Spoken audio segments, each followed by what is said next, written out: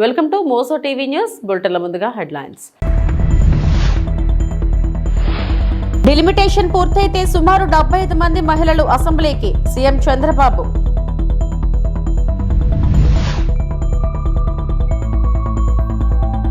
నాతో నడుస్తున్న ప్రతి ఒక్కరికి కృతజ్ఞతలు వైఎస్ జగన్.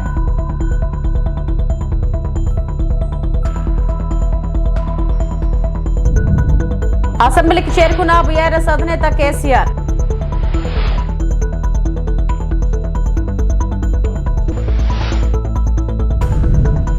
తెలంగాణ ముఖ్యమంత్రి రేవంత్ రెడ్డిని సినీ నటులు మోహన్ బాబు, విష్ణు మర్యాదపూర్వకంగా కలిశారు. జూబ్లీ హిల్స్ లోని సీఎం నివాసంలో భేటీ అయ్యారు. ముఖ్యమంత్రిని తండ్రి కొడుకులు సాల్వాలతో సత్కరించారు. సంబంధిత ఫోటోలను నటుడు మా అధ్యక్షుడు విష్ణు సోషల్ మీడియా వేదికగా పంచుకున్నారు. సీఎంను కలవడం ఆనందంగా ఉంది. ముఖ్యమైన పలు అంశాలపై చర్చించాం. రాష్ట్రంతో పాటు తెలుగు చలనచిత్ర పరిశ్రమ అభివృద్ధికి తీసుకుంటున్న చర్యలు, వీటి పట్ల సీఎంకు ఉన్న నిబద్ధత అభినందనలు అని పేర్కొన్నారు.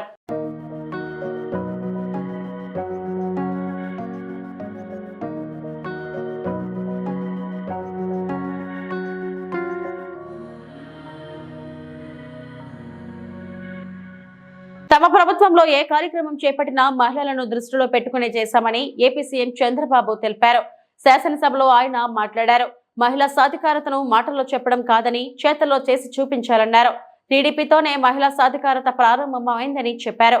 మహిళలకు ఆస్తిలో హక్కును తొలిసారి ఎన్టీఆర్ కల్పించారని గుర్తు చేశారు.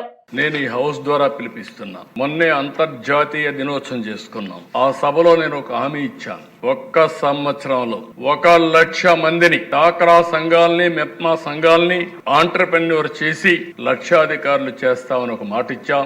1,00,000 టార్గెట్ పెట్టుకున్నామని చెప్పి కూడా నేను మీకు తెలియజేస్తున్నాను. అంటే మొత్తం ఒక సంవత్సరంలో 1,00,000 మంది ఆంటర్‌ప్రెన్యూర్స్ తయారు చేయాలి. అదే సమయంలో నేను మిమ్మల్ని కోరేది, కాన్స్టిట్యున్సీకి 1000 మందిని మీరు తయారు చేస్తున్నారు. ప్రతి నియోజకవర్గంలో 1000 మందిని డబ్బులు ఇచ్చేది ఇస్తాం, లింక్ చేస్తాం, ఫైనాన్స్ ఇస్తాం, ఏ విధంగా చేయాలని అవన్నీ కూడా పెడతాం. పెట్టిన తర్వాత మీరందరూ శ్రద్ధ తీసుకుని 1000 మందిని మీరు చేయగలిగితే 1,75,000 అవుతారు. నేను ఇచ్చిన టార్గెట్ 1,00,000, మీరు కలిసి వస్తే 1,75,000 అవుతుంది. ఆ కల్చర్ వస్తే ఇంకా ఎక్కువ పెరిగే అవకాశం ఉంటుందని చెప్పి కూడా నేను మీకు తెలియజేస్తున్నా. మొన్న ఒక్క రోజునే 10 లక్షల మంది మహిళలకు ఉపయోగపడే విధంగా 4,400 కోట్ల రూపాయల రుణాలు గాని సబ్సిడీస్ గాని ఇచ్చాం. ఒక చిన్న ఎక్స్పెరిమెంట్ చేశాం. ఒకే రోజున 3,80,000 లావాదేవీలు, ట్రాన్సాక్షన్స్, 5 కోట్ల విలువైన ప్రాడక్టులు, 35,225 డాక్రా ఉత్పత్తుల్ని ఓఎన్డీసీ కింద ఆన్లైన్ లో ఒక రోజులో మార్కెట్ చేయగలిగాం. ప్రపంచంలో ఎక్కడా జరగనటువంటి కార్యక్రమానికి ఆంధ్రప్రదేశ్ గవర్నమెంట్ శ్రీకారం చుట్టాం. మన మహిళల చరిత్ర సృష్టించారు. దీంతో మీరు చూస్తే దిశ గిన్నీస్ రికార్డు వచ్చే పరిస్థితికి వచ్చింది. గిన్నీస్ వరల్డ్ రికార్డ్ అయితే 3-4 అవార్డ్స్ ఇచ్చారు. Most users in an e-business video lesson. World Records Union, the largest e-commerce initiative by a state government to promote women's self-help group products. Rondo award. The largest event by a state government for the promotion of women-led products. Modo award. The largest pre-booking campaign for an e-commerce platform supporting women entrepreneurs. ఈ 3 awards వచ్చాయంటే ఇది నేను ఎంతో గర్వపడుతున్నా. ఆంధ్రప్రదేశ్ లో ఉండే ప్రతి ఒక్క మహిళకి, డాక్రా సంఘాలకి ఈ అవార్డ్స్ అంకితం చేస్తున్నానని చెప్పి కూడా నేను మీకు తెలియజేస్తున్న ఒక చరిత్ర.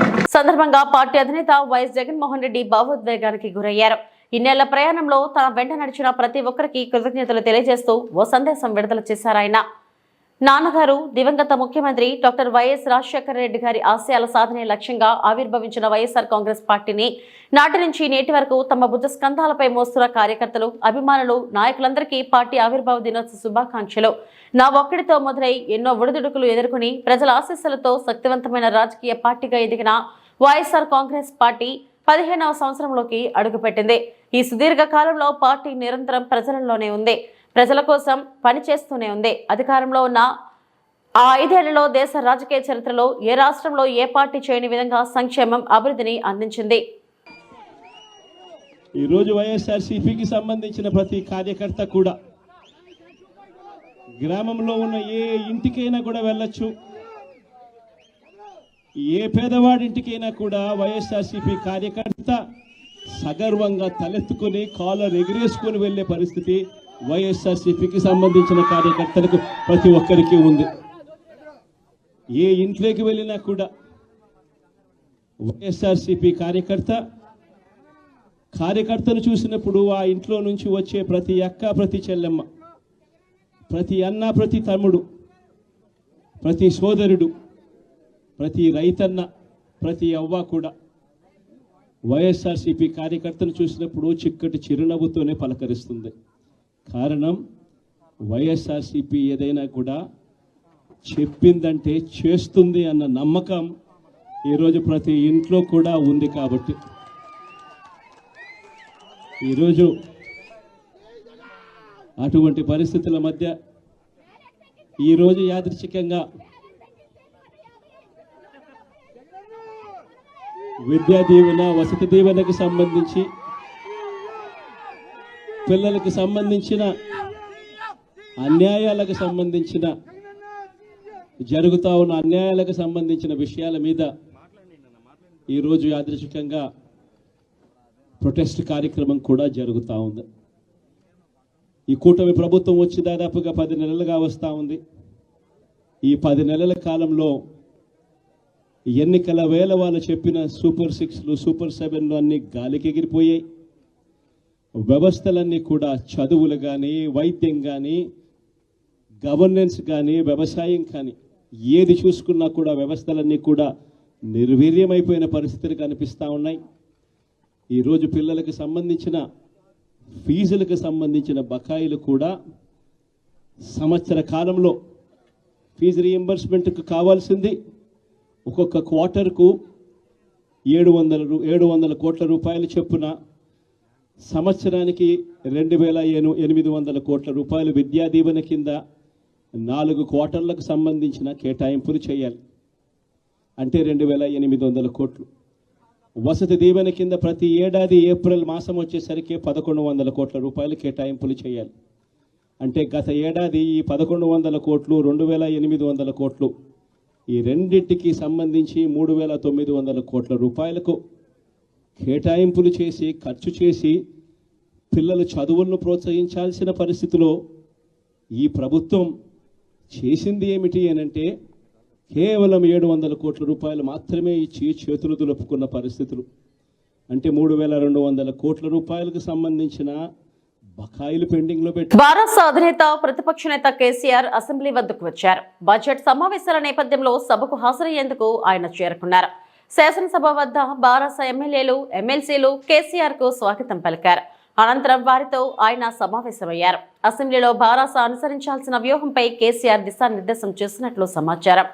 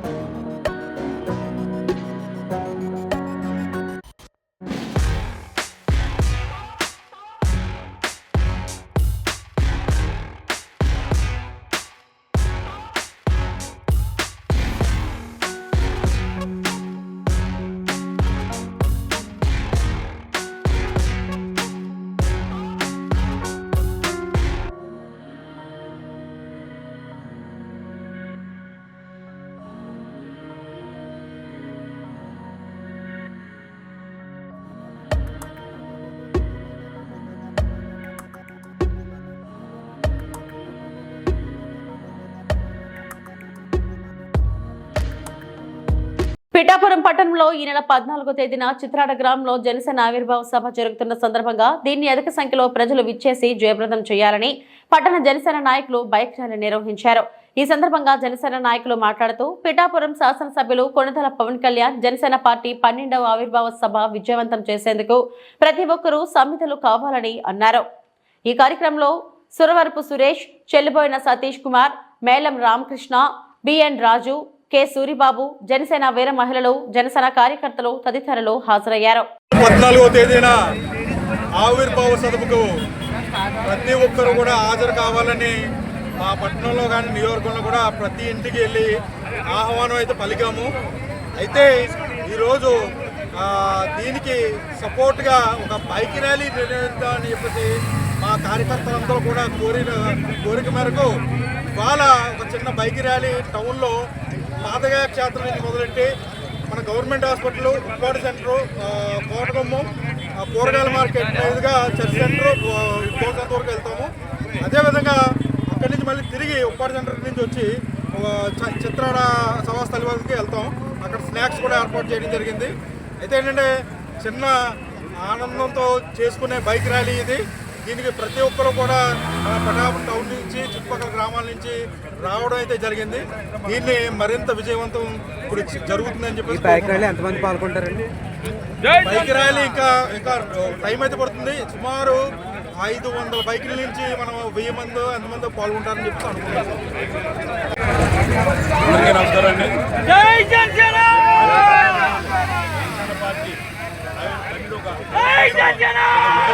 కూడా జరుపుకుంటాం.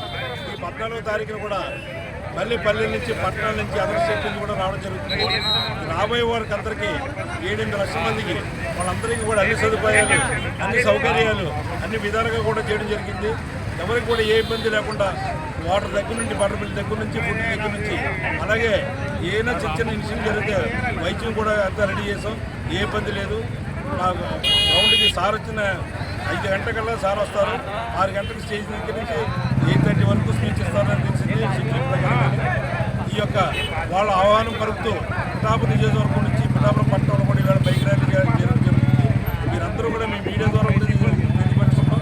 ప్రజానీకానికి, యావత్ ప్రజానీకానికి కూడా ఇది ఒక మా ఆహ్వానాన్ని మన్నించి వాళ్ళందరూ ఉద్దేశం వచ్చి ఏ విధంగా విజయోత్సవం చేపట్టేందుగా ఏపీలో టీడీపీ మరో కొత్త నాటకానికి తెరలేపిందన్నారు వైఎస్ఆర్సీపీ లోక్సభ పక్షనేత ఎంపీ మిథున్ రెడ్డి. తప్పుడు ఆరోపణలతో కక్ష సాధింపు చర్యలకు దిగుతున్నారని ఆరోపించారు. టీడీపీకి దమ్ముంటే ఆరోపణలను రుజువు చేయాలని సవాల్ విసిరారు.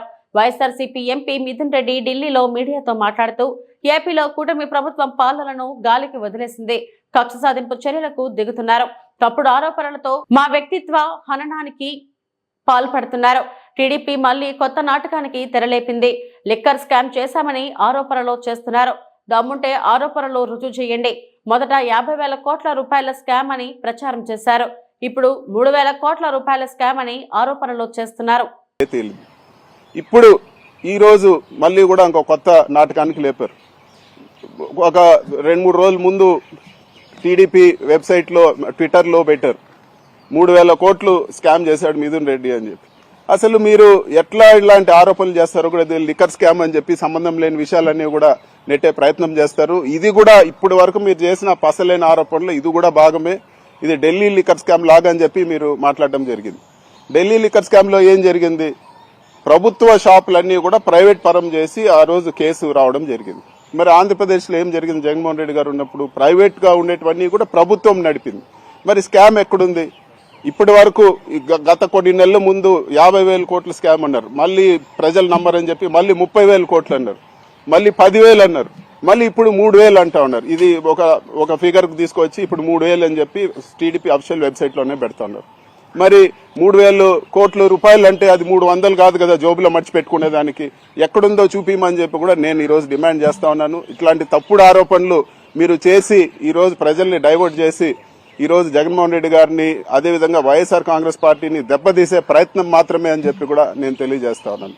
ఒక జగన్మోహన్ రెడ్డి గారు ఒక పెద్ద చెట్టు అయితే మొట్టమొదటిగా కొమ్మలన్నీ నరికి చెట్టు నరికే ప్రయత్నం మీది. పక్కన ఉండే లీడర్లందరినీ కూడా ఎవరైతే పార్టీ గట్టిగా ఉన్నారో వాళ్ళందరినీ దెబ్బతీసే ప్రయత్నం మీరు చేస్తా ఉన్నారని చెప్పి కూడా నేను ఈ రోజు తెలియజేస్తా ఉన్నాను. అదేవిధంగా నేను ఒకటే చెప్పదలుచుకుంటా ఉన్నాను. అందరికీ ఒకే మెడిసిన్ పనిచేయదు.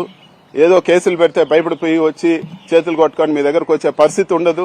మీరు ఎంత హరాస్ చేస్తే, మీరు ఎంత ఇబ్బందులు పెడితే ఖచ్చితంగా అంత గట్టిగా రివర్స్ ఫైట్ బ్యాక్ చేస్తామని చెప్పి కూడా నేను ఈరోజు తెలియజేస్తా ఉన్నాను.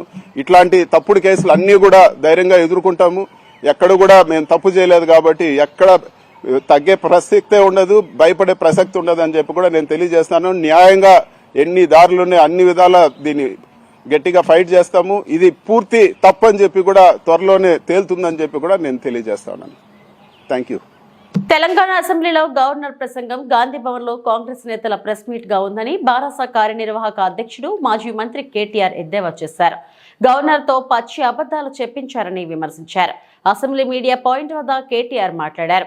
గవర్నర్ ప్రసంగంలో కొత్త విషయాలు చెబుతున్నారనుకున్నాం, రైతులకు భరోసా ఇస్తారని భావించాం. 20 నుంచి 30% మించి రైతులకు రుణమాఫీ జరగలేదు, కానీ పూర్తిగా చేసినట్లు గవర్నర్ తో అబద్దాలు చెప్పించారు.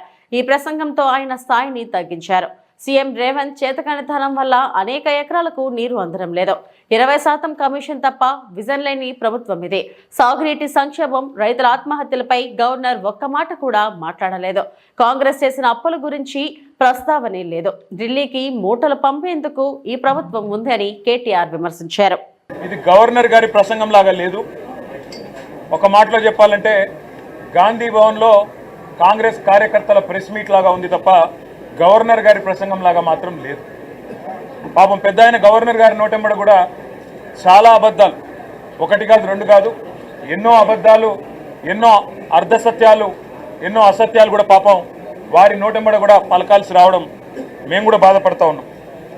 కాంగ్రెస్ సర్కారు యొక్క ఘోర వైఫల్యం వల్ల ఈరోజు రాష్ట్రంలో రైతాంగం ఆందోళనలో ఉంది. ఎక్కడికక్కడ పంటలు ఎండిపోతున్నాయి.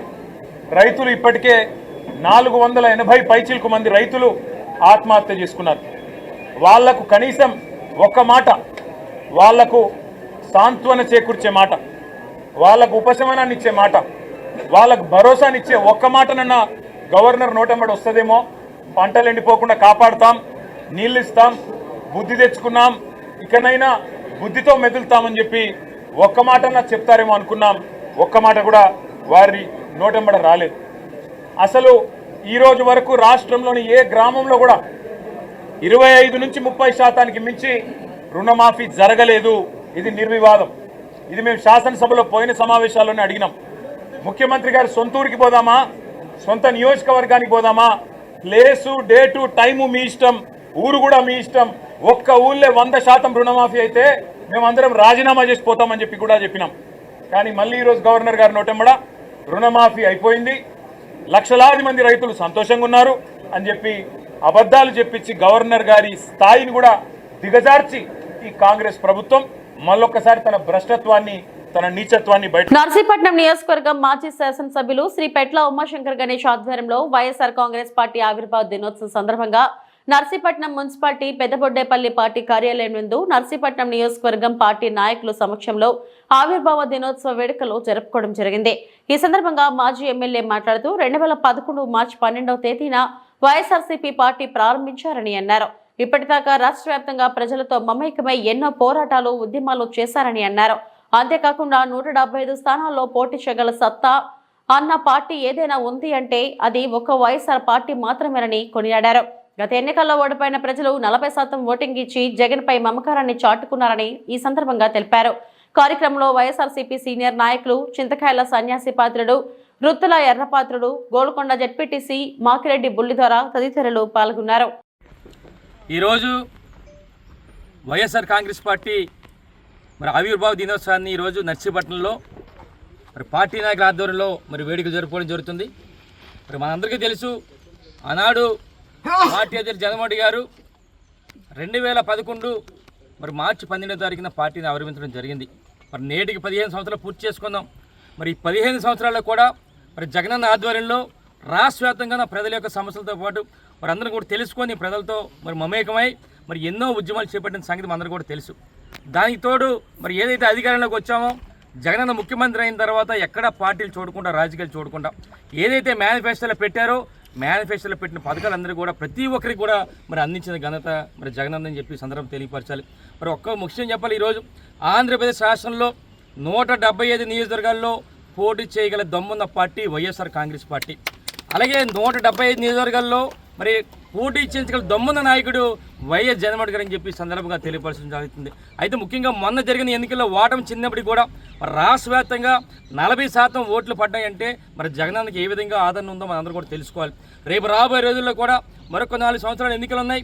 ఈ 4 సంవత్సరాలు కూడా జగనన్న ఆధ్వర్యంలో జగనన్న పిలుపు మేరకు మా పార్టీ నాయకులందరూ కూడా కష్టపడి పనిచేయడమే కాకుండా ప్రజల తరపున పోరాటం చేయడమే కాకుండా ప్రచారార్థమై చంద్రబాబు పవన్ కళ్యాణ్ బాబులు రోడ్లు వేయండి, మోకాళ్లపై నిల్చొని గిరిజనుల నిరసన. వి మాడుగుల శంకరం పంచాయతీలోని తాడివలస, గొప్పూరు, రాయిపాలెం, రాజంపేట, వెలగలపాడు, కొత్తవలస, మామిడిపాలెం గిరిజన గ్రామాలకు రోడ్ల సౌకర్యం కల్పించి కొత్తవలస, తాడివలస, ఉరకగడ్డలపై 2 బ్రిడ్జిలు నిర్మించాలని 7 గ్రామాలకు చెందిన వందలాది మంది ఆదివాసీ గిరిజనులు, మహిళలు మోకాళ్లపై నిలబడి చంద్రబాబు నాయుడు మా గ్రామాలకు రోడ్డు సౌకర్యం కల్పించండి, పవన్ కళ్యాణ్ బాబు మా గిరిజన గ్రామానికి రోడ్డు సౌకర్యం కల్పించండి అంటూ పెద్ద ఎత్తున ఆందోళన చేసి నిరసనలో చేపట్టారు. వీరికి మద్దతుగా సిపిఎం జిల్లా కార్యదర్శి వర్గ సభ్యులు డి వెంకన్న, మండల కార్యదర్శి ఇరట నరసింహమూర్తి, కె భవాని, పల్లోని మాట్లాడారు. ఎన్నికల ముందు ఈ గ్రామాలకు రోడ్ల సౌకర్యం కల్పించాలని 9,30,00,000 రూపాయలతో రోడ్లు, బ్రిడ్జిలు నిర్మిస్తున్నట్లు నమ్మపలికి ఎన్నికలు అయ్యి 9 నెలలు అవుతున్నా కనీసం పట్టించుకోలేదన్నారు. ఈ కార్యక్రమంలో సోముల నరసింహారావు, జన్ని చిన్నారావు, సోలం సన్యాసమ్మ, సోలం మంగ తదితరులు పాల్గొన్నారు. శంకరం పంచాయతీ ఏదైతే ఉందో శంకరం పంచాయతీలోనే అటు గుట్టువాడ నుంచి ఇటు కృష్ణంపాలెం వరకు కొన్ని 7 గ్రామాలకు సంబంధించినటువంటి ఏదైతే రోడ్డు ఉందో ఈ రోడ్డుని వెంటనే వేయాలని చెప్పేసి గిరిజనులు ఈరోజు 2 చేతులు ఎత్తి దండం పెట్టి పవన్ కళ్యాణ్ బాబు మాకు రోడ్డు వేయండి, చంద్రబాబు నాయుడు బాబు మాకు రోడ్డు వేయండి అని చెప్పేసి వాళ్ళు నిరసన అటువంటిది తెలియజేయడం జరిగింది. ఈ నిరసన అటువంటిది చాలా చిన్న విషయం కాదు. ఈరోజు గిరిజనులు నిస్సాయి స్థితిలోని ఏమీ చేసుకోలేనటువంటి పరిస్థితుల్లోనే మేము ఓట్లేసి గెలిపించినటువంటి పాలక వర్గాలు, ప్రభుత్వాలు ఏదైతే ఉన్నాయో ఆ గ్రామాలకి మా గ్రామాలకు రోడ్లు వేయండి అని చెప్పేసి వేడుకునేటువంటి పరిస్థితి. అందుకని ప్రభుత్వం ఎన్నికల ముందు ఏ గిరిజన గ్రామానికైనా ఎక్కడ ఏ ఒక్క ఊరున్నా ఆ గ్రామానికి మేము రోడ్లు వేస్తాం, వాళ్ళకి డోలు మాత్రం అరికడతాం, ముసలోళ్ళు ఆదుకుంటాం, చిన్నపిల్లలు ఆదుకుంటాం, వాళ్ళ గిరిజనులకు అన్ని మౌలిక సదుపాయాలు కల్పిస్తామన్నటువంటి హామీలు ఇచ్చారు. అప్పుడు 9,50,00,000తోనే ఇక్కడ ప్రతిపాదనలు పంపించి ఇక్కడ ఉన్నటువంటి గడ్డ మీద బ్రిడ్జి నిర్మిస్తామని చెప్పి అక్కడ కొత్త వలస దగ్గర బ్రిడ్జి నిర్మిస్తామని చెప్పి హామీలు ఇచ్చారు. కొంత కసాపిసా వర్కులు చేశారు.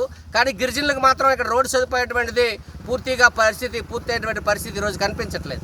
అందుకని పవన్ కళ్యాణ్ గారు ఈరోజు ప్రశ్నించడానికి పార్టీ పెట్టాను, మేము ప్రశ్నిస్తాం, గిరిజనుల తరపున, రైతుల తరపున, కష్టజీవుల తరపున నిలబడతామని చెప్పారు.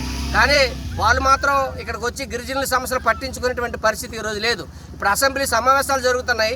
అసెంబ్లీ సమావేశాల్లోనే ఇక్కడ మాడుగుల ఎమ్మెల్యే ఏం చేస్తున్నారని చెప్పేసి అడుగుతా ఉన్నాం. మాడుగుల ఎమ్మెల్యే గారిని పరవాడలో వెన్నలపాలెం నుంచి మాడుగులు తీసుకొచ్చి పోటీ చేయించారు. ఇక్కడ ఉన్న గిరిజన గ్రామాల యొక్క సమస్యలు కానీ ఏ గ్రామం ఎక్కడుంది, గిరిజనుల యొక్క ఇబ్బందులు ఏంటి, వీళ్ళ బాధలు ఏంటంటువంటిది ఆయనకు తెలిసే పరిస్థితి లేదు. ఇక్కడ పార్లమెంట్ సభ్యులు సీఎం రమేష్ గారు వచ్చారు. ఆయన ఎక్కడో కడప నుంచి వచ్చి ఇక్కడ పోటీ చేసి గెలిచారు.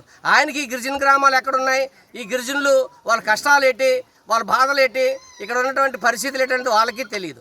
ఎక్కడెక్కడి నుంచో తీసుకొచ్చి ఇక్కడ పోటీ చేసి ఇక్కడ మా గిరిజనుల ఎత్తి మీద పెద్ద ఎత్తున బండ పెట్టారు. కానీ ఇక్కడ ఈ గ్రామాలకు వచ్చి ఎలక్షన్లు అయిన తర్వాత ఈ గ్రామాలు ఎలాగున్నాయి, వీళ్ళు ఏ ఇబ్బందులు పడుతున్నటువంటి పరిస్థితి లేదు. మొన్న గర్భిణీ స్త్రీని తీసుకొని వస్తే ఇక్కడే ఈ గడ్డలను డెలివరీ అయిపోయినటువంటి పరిస్థితి. ముసలోళ్ళని ఈ గడ్డ వచ్చి వర్షాలు వస్తే ఎక్కడ మోసుకెళ్లాలో తెలియనటువంటి పరిస్థితి. అక్కడ కృష్ణంపాలెం తీసుకెళ్ళి 108ని అక్కడ పిలిపించుకొని అక్కడ వెళ్ళినటువంటి పరిస్థితి. అందుకని మేము చెప్పదలుచుకుంది ఏంటంటే గిరిజనుల సమస్యలు పట్టించుకోండి, గిరిజనుల యొక్క ఇబ్బందులు పట్టించుకోండి, ముసలోళ్ళ సమస్యలు పట్టించుకోండి, చిన్నపిల్లల పరిస్థితి పట్టించుకోండి. ఇక్కడ గిరిజనులు తినడానికి తిండి లేకపోయినా, ఉండడానికి ఇల్లు లేకపోయినా, కట్టడానికి బట్ట లేకపోయినా మిమ్మల్ని అడగట్లేదు. మాకు రోడ్డు సౌకర్యం కల్పించండి, మా పిల్లలు స్కూల్కి వెళ్ళడానికి అవకాశం కల్పించండి, గర్భిణీ స్త్రీలు, బాలింతలు హాస్పిటల్ పోవడానికి మాకు అవకాశం కల్పించండి. ఉద్యోగాల కల్పన చంద్రబాబుతోనే సాధ్యం. రాజంపేట పార్లమెంట్ క్యాంప్ కార్యాలయంలో టీఎన్ఎస్ఎఫ్ రాష్ట్ర ప్రధాన కార్యదర్శి రేవూరు వేణుగోపాల్ విలేకరుల సమావేశంలో జగన్ ప్రభుత్వంపై తీవ్ర విమర్శలు చేశారు. విద్యార్థులకు అన్యాయం, 4,271 కోట్ల ఫీజు మరియు వసతి దీవెనల బకాయిలు పెండింగ్, 16 లక్షల మందికి ఫీజు రియంబర్స్మెంట్స్ ఇచ్చిన చంద్రబాబు జగన్ 9 లక్షలకు కుదించారని ఆరోపించారు. నిరుద్యోగులకు ద్రోహం, 6 లక్షల మందికి నిరుద్యోగ భృతి రద్దు, 2.3 లక్షల ప్రభుత్వ ఉద్యోగాల హామీ విస్మరణ, పరిశ్రమలపై దాడులతో పెట్టుబడులు తరలిపోయాయని విమర్శలు గుప్పించారు. యువత భవిష్యత్తు క్షీణత, నిరుద్యోగం 24% పెరిగి దేశంలో ఏపీ మొదటి స్థానం. ఎన్సీఆర్బీ ప్రకారం 2100 మంది నిరుద్యోగుల ఆత్మహత్యలు. చంద్రబాబు హయాంలో అభివృద్ధి. 12 లక్షల ఉద్యోగాలు, ఐటీ ఉద్యోగాలు 5,000 నుంచి 35,000కు పెంపు. జూన్లోపు 16,347 ఉపాధ్యాయ పోస్టులు భర్తీ. యువపోరు మోసం. చంద్రబాబు, లోకేష్ చేతనే యువత భవిష్యత్తు భద్రమని స్పష్టం. వైఎస్ఆర్ కాంగ్రెస్ పార్టీ అధినేత జగన్మోహన్ రెడ్డి ఇంటి ముందు చేయాలి. ఎందుకంటే లాస్ట్ గవర్నమెంట్లో చూసాం, దాదాపు 4,271 కోట్ల రూపాయలు బకాయిలు పెట్టి వెళ్ళిపోయిన జగన్మోహన్ రెడ్డి ఇంటి ముందు వైఎస్ఆర్ నాయకులు ధర్నా చేయాల్సిన అవసరం ఉంది. వచ్చిన 9 నెలల్లోనే కూటమి ప్రభుత్వం దాదాపు 788 కోట్ల రూపాయలు రీఎంబర్స్మెంట్ డైరెక్ట్గా కాలేజీ యాజమాన్యం అకౌంట్లో డబ్బులు వేసిన పరిస్థితి. అంటే విద్యార్థులకు ఎటువంటి ఇబ్బంది జరగల. అయినా కూడా ఫీజు పోర్ కార్యక్రమం ద్వారా ప్రజలకు ఏం మెసేజ్ ఇవ్వాలనుకుంటా ఉన్నారు? రూంతన బుద్ధి ఉందే ఈ యొక్క వైఎస్ఆర్ కాంగ్రెస్ పార్టీ నాయకులకు, కార్యకర్తలకు? ఒకసారి ఆలోచన చేయండి. ఎందుకు కార్యక్రమం చేయాలి? ప్రజాస్వామ్యంలో ప్రజాస్వామ్యబద్ధంగా ఏమన్నా అన్యాయాలు జరిగితే వాళ్ళ తరపున పోరాటాలు చేసే హక్కు రాష్ట్రంలో, దేశంలో ఎవరికైనా ఉంది. కానీ ఇక్కడ ఏ అన్యాయం జరగకుండా కేవలం వైఎస్ఆర్ కాంగ్రెస్ పార్టీ మనుగడ కోసం, ఆ పార్టీ యొక్క ఉనికి కోసం ఈ యొక్క ఫీజు పోరని చెప్పి కార్యక్రమం తీసుకుంటా ఉంది. రాష్ట్రంలో విద్యార్థులు ఆలోచించాలి. వైఎస్ఆర్ కాంగ్రెస్ పార్టీలో ఆ రోజు తల్లుల అకౌంట్లో ఫీజు రియంబర్స్మెంట్ వేస్తానని చెప్పి జగన్మోహన్ రెడ్డి వేయకుండా విద్యార్థులను కాలేజ్ యాజమాన్యాలు వేధించారు. ఈరోజు ఆ పరిస్థితి లేదు. ఏదైతే ఫీజు రియంబర్స్మెంట్ మీద కాలేజీలో విద్యార్థులు చేరారో వాళ్ళ అకౌంట్లో డైరెక్ట్ కాలేజ్ అకౌంట్లోనే ఈరోజు ఫీజు రియంబర్స్మెంట్ డబ్బులు పడే పరిస్థితి. అంటే విద్యార్థులకు ఆ ఫీజుకు, కాలేజీ యాజమాన్యానికి ఫీజుకు ఎటువంటి సంబంధం లేదు. ఇప్పుడు ఉన్న సంబంధం ఒకటి కాలేజీ యాజమాన్యానికి, ప్రభుత్వానికి మధ్య ఏదో ఫీజు గురించి సంబంధాలు ఉన్నాయి తప్ప ఏ ఒక్క విద్యార్థికి కూడా సంబంధం లేని పరిస్థితి. అట్లా ఉంటే ఈ యొక్క వైఎస్ఆర్ కాంగ్రెస్ పార్టీ వాళ్ళు ఏదో బురద జల్లాలి, ఏదో కార్యక్రమం చేయాలని చూస్తూ ఉన్నారు. గతంలో చూసాం, దాదాపు 2014-19 మధ్యలో 16 లక్షల మంది విద్యార్థులకు ఫీజు రియంబర్స్మెంట్ గత ప్రభుత్వంలో ఇస్తే, తెలుగుదేశం ప్రభుత్వంలో ఇస్తే వైఎస్ఆర్ కాంగ్రెస్ పార్టీ ప్రభుత్వం ఏం చేసిందయ్యా? దాదాపు 9 లక్షల మంది విద్యార్థులు మాత్రమే ఫీజు రియంబర్స్మెంట్ ఇచ్చింది. అంటే దాదాపు 7 లక్షల విద్యార్థులకు నష్టం చేకూర్చింది. మీరు కూడా ధర్నాలు చేస్తూ ఉంటే ఏమన్నా అర్థం కావడంలే. రొంతన బుద్ధున్నది. అసలు నిరుద్యోగం ద్రోహం చేసింది మీరు కాదా? తెలంగాణ అనే పదం ఉద్యమానికి ప్రతీక. చిరస్మరణీయమైనటువంటి పేరును మార్చి ఈశ్వరీభాయ్ యూనివర్సిటీగా మార్చాలని చూడటం సరైనది కాదని పీడీఎస్యూ జిల్లా ప్రధాన కార్యదర్శి జన్నారపు రాజేశ్వర్ అన్నారు. ఈ సందర్భంగా తెలంగాణ విశ్వవిద్యాలయంలో ఆర్ట్స్ అండ్ సైన్స్ కళాశాల ముందు తెలంగాణ యూనివర్సిటీ పీడీఎస్యూ కమిటీ ఆధ్వర్యంలో ధర్నా నిర్వహించడం జరిగింది. ఈ సందర్భంగా నాయకులు మాట్లాడుతూ 1960 నుంచి 2014 వరకు సుదీర్ఘ చరిత్ర కలిగిన తెలంగాణ పేరును మార్చడం అంటే తెలంగాణ ప్రజల మనోభావాలను దెబ్బతీయటమే అన్నారు. ఎంతో మంది త్యాగాల గాయాలు, ఉద్యమ స్ఫూర్తి కలిగిన తెలంగాణ పేరును అలాగే ఉంచాలని రాష్ట్ర ప్రభుత్వాన్ని డిమాండ్ చేశారు. ఎవరు అధికారంలోకి వస్తే వాళ్ళ తల్లిదండ్రుల పేర్లు ప్రభుత్వ సంస్థలకు పెట్టుకోవడం పద్ధతి కాదని విమర్శించారు. కార్యక్రమంలో తేయు పీడీఎస్యూ నాయకులు ప్రిన్స్ హుస్సేన్, సాయి కిరణ్, ఆకాష్, రమ్య, ప్రవీణ తదితరులు పాల్గొన్నారు. కాంగ్రెస్ ప్రభుత్వం నేడు తెలంగాణ యూనివర్సిటీకి ఉన్నటువంటి పేరును ఈరోజు ఈశ్వరీబాయి యూనివర్సిటీగా మార్చే ప్రయత్నాలు చేస్తున్నది. ఈరోజు తెలంగాణ యూనివర్సిటీకి ఒక చరిత్ర ఉన్నది. ఎన్నో ఉద్యమాలతో ఇక్కడ నిజామాబాద్ జిల్లాలో యూనివర్సిటీని సాధించుకున్నాం. ఈరోజు రాష్ట్రానికి సంబంధించినటువంటి పేరు ఒక తెలంగాణ యూనివర్సిటీకే ఈరోజు తెలంగాణ ఉన్నది. ఈరోజు మిగతా రాష్ట్రాల్లో చూసుకుంటే పంజాబ్ కానీ, ఢిల్లీ కానీ, అదేవిధంగా హర్యానా కానీ ఈరోజు అనేక రాష్ట్రాలలో ఆ రాష్ట్రానికి సంబంధించినటువంటి పేరు ఏదో ఒక యూనివర్సిటీకి ఉన్నది. ఈరోజు తెలంగాణలోనే అన్ని యూనివర్సిటీలలో వల్ల తెలంగాణలో ఉన్నటువంటి ఇక్కడ డిస్పెల్లో ఉన్నటువంటి యూనివర్సిటీకి తెలంగాణ అటువంటి పేరున్నది. ఇది ఇక్కడ ఉద్యమానికి అస్తిత్వానికి సంబంధించినటువంటి పేరు కాబట్టి తెలంగాణ ఈరోజు యూనివర్సిటీ పేరు చేంజ్ చేస్తే ఊరుకునేది లేదు. ఈరోజు రాజకీయ నాయకులు వాళ్ళ తల్లిదండ్రులు ఈరోజు పేరు పెట్టుకోవడానికి ఇదేమో వాళ్ళకు సంబంధించినటువంటి షాపులు కాదు. ఈరోజు విద్యా కేంద్రాలుగా ఉంచాలి కానీ ఈరోజు ఇష్టం వచ్చినట్టు మార్స్తే ఈరోజు ఇక్కడ యూనివర్సిటీ విద్యార్థులు ఊరుకునే పరిస్థితి లేదు. కాబట్టి ఏదైతే పేరు మార్చే నిర్ణయాన్ని వెంటనే రాష్ట్ర ప్రభుత్వం వెనక్కి తీసుకోవాలి. లేనిచో పీడీఎస్సీ ఆధ్వర్యంలో పెద్ద ఎత్తున ఆందోళన కార్యక్రమాలు రాష్ట్ర వ్యాప్తంగా చేస్తామని ఈ సందర్భంగా మేము ఈ రాష్ట్ర ప్రభుత్వాన్ని హెచ్చరిస్తున్నాం. ఇవి ఇప్పటివరకు నా బులెటిన్ అప్డేట్స్. నమస్తే.